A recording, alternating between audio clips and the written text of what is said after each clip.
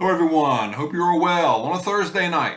Saw the other day where the governor of California and the government, the state of California, has made it a law, I guess, or has decided that all vehicles sold out of the state will have to be run on electricity.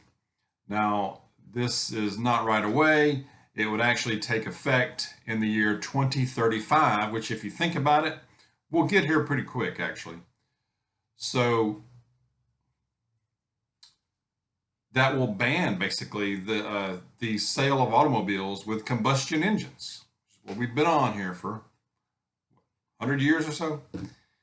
Uh, but the funny thing, it's ridiculous, but the amusing thing about it is that like a day after that was announced, uh, he urged, or the governor and the government of California is now urging its citizens to cut back on electricity. So between the hours of 4 p.m. and 9 p.m., they are urging every individual to avoid using appliances, including charging your EVs.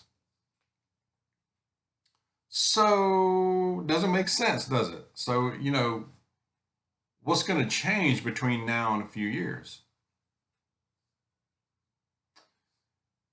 It's ridiculous. Now, I'm all for cleaner energy, but it's not feasible right now. The technology is not there, apparently.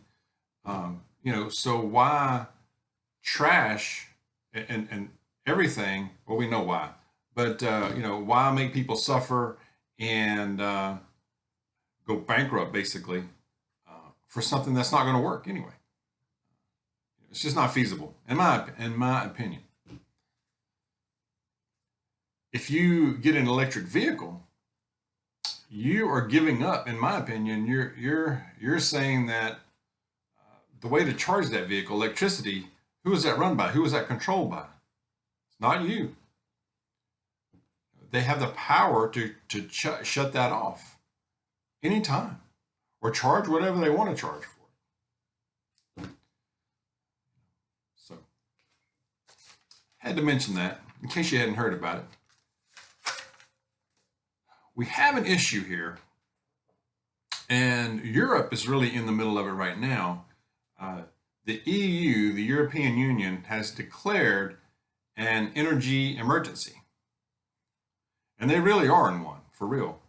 And they're saying that this will not be contained to Europe, that the United States is not immune. I tend to agree. You got skyrocketing electricity prices. Now, talking about Europe now. You got skyrocketing electricity prices going there. You have the EU and the governments there saying that they want to transition from fossil fuels to wind and solar, renewables. Sounds familiar, doesn't it? So they want to wind up like Sri Lanka. I mean, you know what happened there?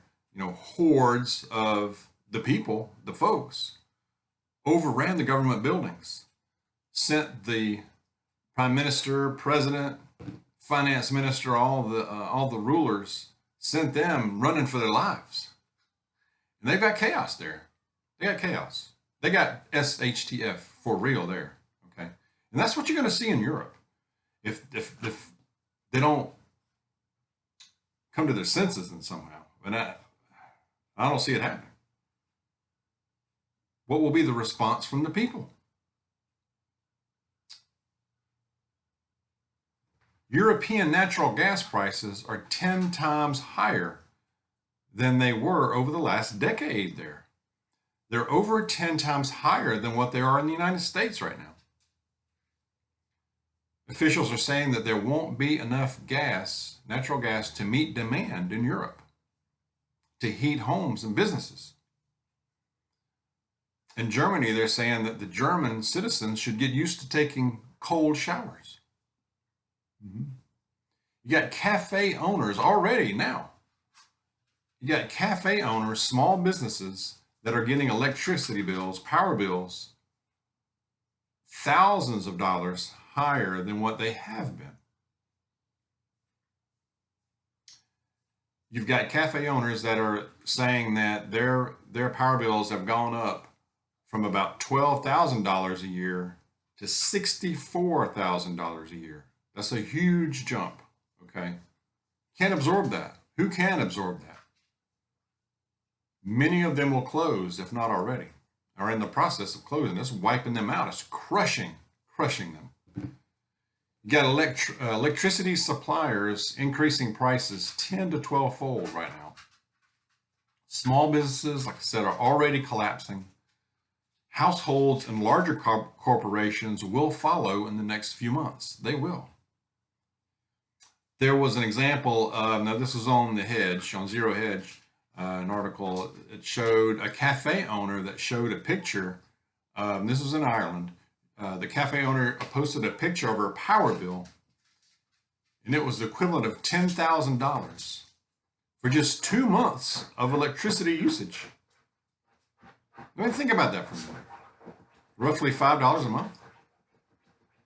She can't handle that. Who can? And if you don't think this is coming to the USA and North America, you're going to kid yourself. All right? Will it be that extreme right away? Maybe not. But I think we're going to see it and feel it too. We will. So we need to prepare for that best way possible. The best way that, it can look different for everyone depending on what part of the country you're living in. All right? Ella's chiming in down there. I know here, propane, I'm stocking up on the propane, firewood, charcoal for outdoor cooking, and propane for that. If you have a Mr. Heater Mr. Buddy Heater, I think is what you call them, they run on the small propane tanks. And don't forget about the simple things, okay? The small things, matches. They may get rare. They may get expensive and rare, hard to find. I know last year, the year before, it got kind of hard to find matches, if you remember. So lighters, matches, batteries, flashlights, batteries. Don't forget about that. Stock up on them, okay? All right. Water. Don't forget about water. Water catchment, water filtration. Any time of the year, really, for that. All right. But again, it depends on where you live in the country or in North America. Winter may look a little different for you than it does for somebody else. All right. But just be thinking about that. There is a serious crisis going on and building big time in Europe right now. So prepare while we have time. Good verse, of course. Really good verse today. This is from John chapter 14, verse 27 says, "Peace I leave with you, my peace I give you. I do not give to you as the world gives." I do not give to you as the world gives. Amen. Do not let your hearts be troubled, and do not be afraid. There's that phrase again, isn't it? Love that verse. In a world that is totally upside down, there's so much going on, so many red flags, so many little crises here and there. I saw in China today, where the news came out today, but in China, I forget the name of the city, but one of those mega cities with millions of people locking them down again.